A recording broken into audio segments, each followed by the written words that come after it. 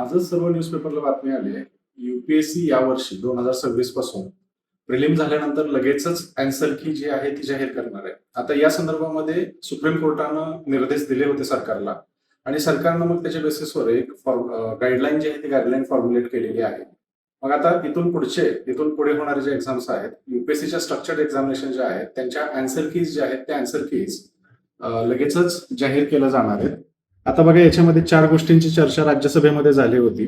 तर पहिली जी तुम्ही इथं बघताय, तर ट्रान्सपरन्सी रिफॉर्मसाठी अँसर की प्रोव्हिजन आहे. आता अँसर की मध्ये जर काही इश्यूज असतील तर त्याच्यासाठी क्यूपी रेफ फीडबॅक पोर्टल सुद्धा युपीएससीनं तयार केलंय. सोबतच multi channel grievance redressal mechanism सुद्धा तिथं देण्यात आलेला आहे. त्यानंतर मेन्समध्ये बऱ्याचदा ऑप्शन्समध्ये इश्यू असतो, ऑप्शनच्या मार्किंगमध्ये इश्यू असतो. मग मॉडरेशन स्केलिंग जी आहे ती मेन्सच्या मार्कांमध्ये केली जाणार आहे.